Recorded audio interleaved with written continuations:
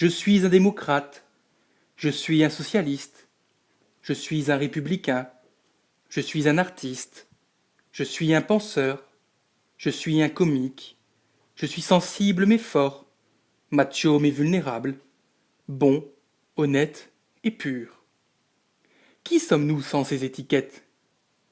Quand on se défait réellement de tous les pros, les co, qui sommes-nous alors?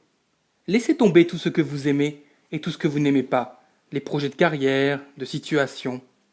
Qui reste-t-il alors? Mon Dieu, je ne sais pas. Je ne suis personne. Je ne suis rien. Voilà ce que nous ressentons, mais ce n'est pas sincère. Car quand on lâche vraiment tout, on devient tout. À tel point que nous nous identifions à tous les phénomènes, à la fleur, au boulot, à l'étoile du matin. La manière d'enseigner est simple et directe. Quand vous voulez savoir ce qu'est une pastèque, vous prenez la pastèque, un couteau, vous en coupez une tranche et la mettez dans la bouche. Boum! C'est ça votre expérience. Ni des mots, ni des discours, ni des études, vous n'obtiendrez ce fait d'expérience. Vous pouvez lire 100 livres sur les pastèques, assister à 100 conférences, rien ne vous apprendra ce que vous apprenez en croquant dans une tranche de pastèque. Qu'est-ce qu'une pastèque? Boum! Ah, c'est ça une pastèque? Là, vous savez ce qu'est une pastèque, et pour toujours. Voilà pourquoi l'on dit de l'enseignement du zen qu'il est non dépendant des mots et des discours, transmission spéciale en dehors des écritures, montre directement l'esprit pour voir dans sa propre nature et devenir Bouddha. Savoir ce qu'est une pastèque ne demande pas de mots ni de discours, même un enfant en est capable. Telle est la manière d'enseigner du zen. Le zen n'explique rien. Le zen n'analyse rien. Simplement du doigt, il nous montre notre esprit afin que nous puissions nous éveiller et devenir Bouddha. Il y a bien longtemps, quelqu'un posa cette question à un maître zen. Est-il difficile d'atteindre le soi? Oui, c'est très difficile, répondit le maître. Un peu plus tard, un autre moine posa au même maître la question. Est-il facile d'atteindre le soi? Oui, c'est très facile. Et lorsque quelqu'un demanda au maître, en quoi consiste la pratique du zen? Est-ce difficile ou facile?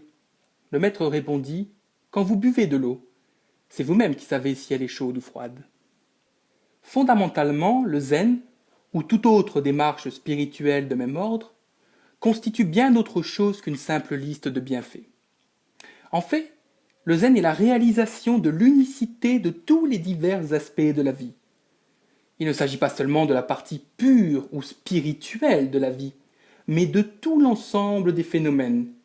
Les fleurs, les montagnes, les rivières, les fleuves et le cœur de la ville et les enfants sans abri de la 42e rue. C'est le ciel vide, le ciel nuageux, le ciel de brouillard. C'est le pigeon qui vole dans le ciel vide, le pigeon qui crotte dans le ciel vide, et le pied dans la crotte de pigeon au milieu de la promenade. C'est la rose qui pousse dans le jardin, la rose coupée, éclatante dans le vase de la salle à manger. C'est le tas d'ordures sur lequel on jette la rose fanée, et le compost sur lequel on jette les détritus. Le zen est la vie, notre vie. Il est venu pour nous faire réaliser que tous les phénomènes ne sont rien d'autre que soi-même. Et ce soi-même n'est rien d'autre que l'entière expression de tous les phénomènes. C'est une vie sans limite.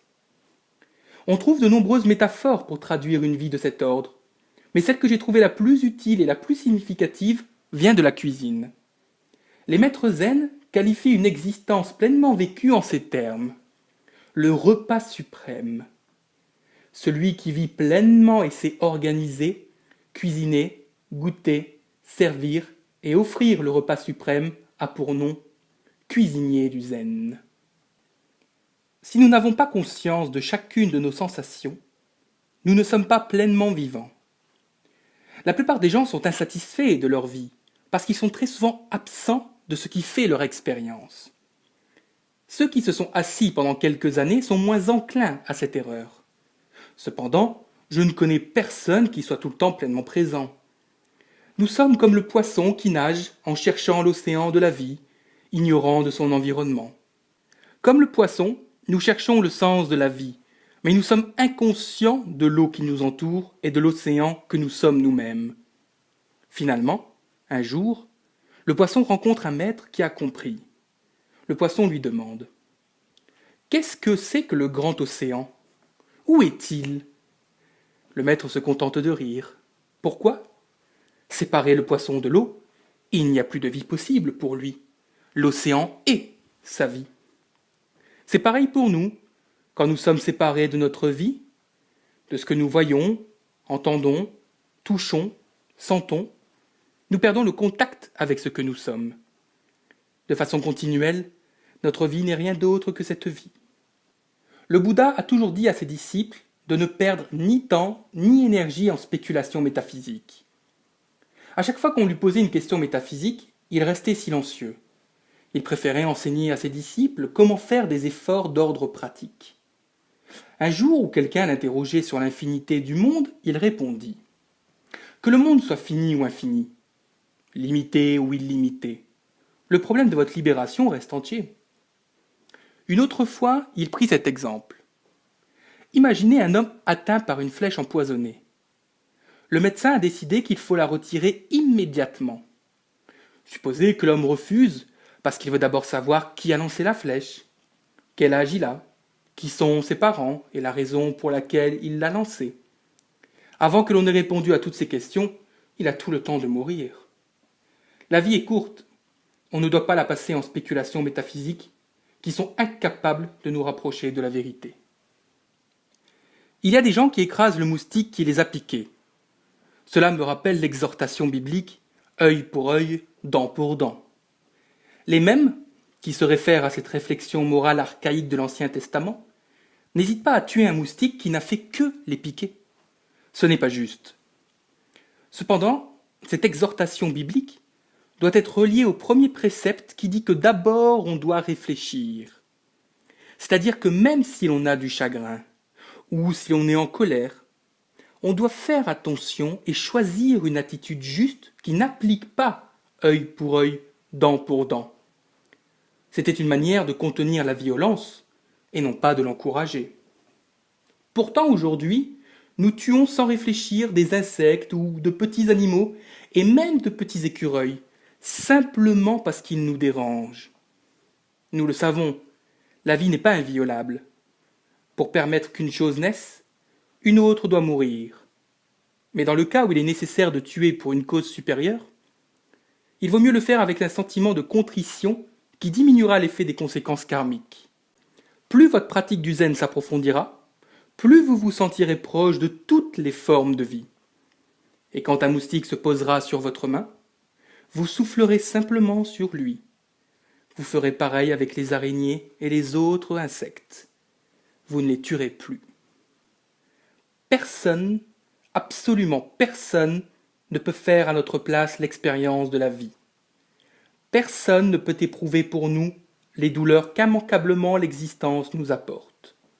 Le prix que nous devons payer pour grandir est affiché juste en face de nous. Et jusqu'à ce que nous prenions conscience de notre mauvaise volonté à payer un quelconque prix, notre pratique n'aura pas de réalité. Il est triste de constater qu'aussi longtemps que nous fuyons, nous nous fermons à la merveille de l'existence et à ce que nous sommes. Nous essayons de nous attacher des gens qui, pensons-nous, pourront diminuer notre souffrance. Nous essayons de les dominer, de les garder pour nous, et parfois nous les bernons afin qu'ils prennent soin de nos douleurs. Mais hélas, le repas n'est pas gratuit, il n'y a pas de cadeau. Un joyau de grande valeur n'est jamais un cadeau. Nous devons le mériter avec une pratique constante et inflexible. Nous devons le mériter par chaque moment, pas seulement dans l'aspect spirituel de notre vie. La manière dont nous remplissons nos obligations, la manière dont nous servons les autres, de même que l'effort d'attention requis par chaque instant de notre vie, tout cela, c'est le prix à payer pour le joyau.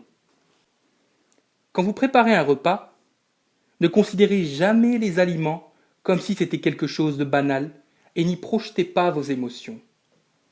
Que votre attitude soit celle d'un bâtisseur de grands temples dont les matériaux sont les herbes des champs et qui répand la Bodhidharma, la loi du Bouddha, à travers la plus humble des activités.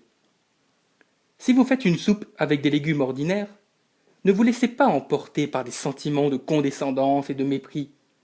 Et si l'on vous offre des ingrédients de qualité supérieure pour confectionner un plat spécial, ne manifestez pas non plus votre joie. De même que vous ne marquerez pas votre préférence pour un goût délicieux, vous ne marquerez pas votre aversion pour un goût banal.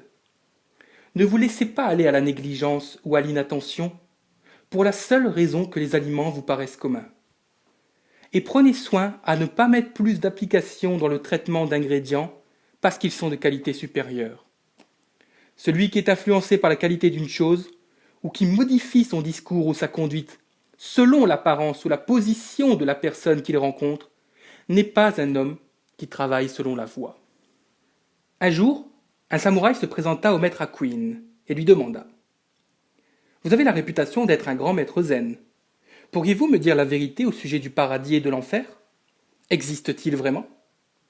Sans hésiter, Hakuin répondit « Quoi?